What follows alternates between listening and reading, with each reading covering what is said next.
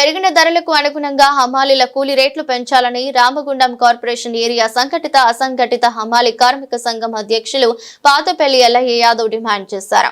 గోదావరి కని press club లో ఏర్పాటు చేసిన మీడియా సమావేశంలో ఆయన మాట్లాడుతూ గతంలో కుదుర్చుకున్న ఒప్పందం కాల పరిమితి నెల 17వ తేదీతో ముగిసినట్లు తెలిపారు.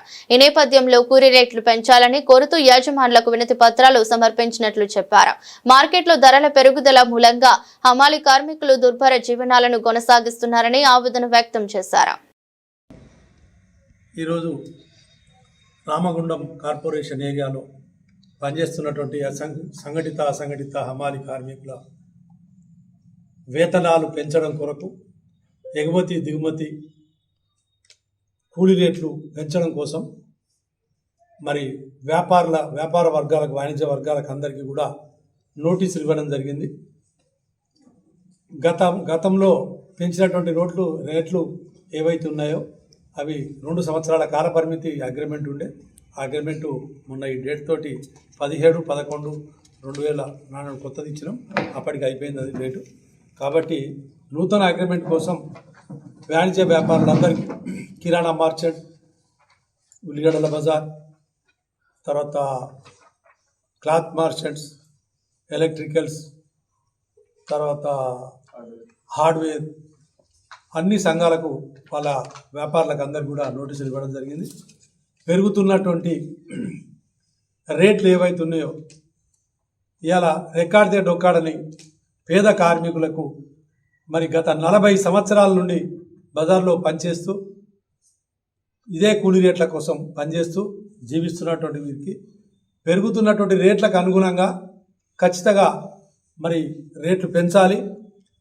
ఎందుకంటే అన్ని రకాలుగా స్కూల్ ఫీజులు కానీ నిత్యావసర వస్తువులు కానీ అన్ని రకాలుగా రేట్లు ఆకాశాలంటే విధంగా ఉన్నాయి.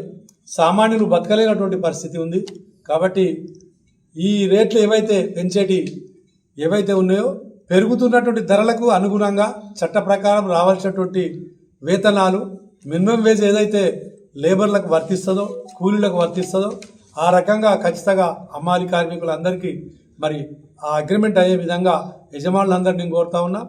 అదేవిధంగా ఈ బజార్లో పనిచేస్తున్నటువంటి హమాలీ కార్మికులకు తరతరాలుగా దాదాపు ఏ ప్రమాదం జరిగినా ప్రమాద బీమాలు లేవు. లేబర్ కమిషనర్కి అనేక సార్లు మేము వినతి పత్రాలు ఇవ్వడం కూడా జరిగింది. కానీ ఈ మధ్యకాలంలో అనేక ప్రమాదాలు జరిగి నష్టపోయినటువంటి కార్మికులు నెలలు బెడ్ మీద ఉండి ట్రీట్మెంట్ తీసుకున్నటువంటి కార్మికులు ఉన్నారు.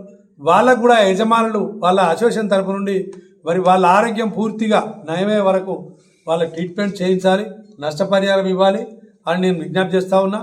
మరి మారుతున్నటువంటి కాలంలో దాదాపు 40 సంవత్సరాల నుండి పనిచేస్తున్నటువంటి కార్మికులకు ఎటువంటి సౌకర్యాలు లేకుండా చాలా ఇబ్బందులలో ఉన్నారు.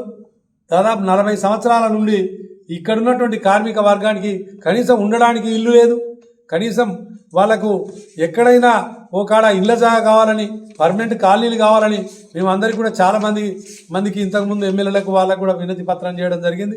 400-500 మందికి దాదాపు మరి ఇల్లు లేక ఇబ్బంది పడతా ఉన్నారు.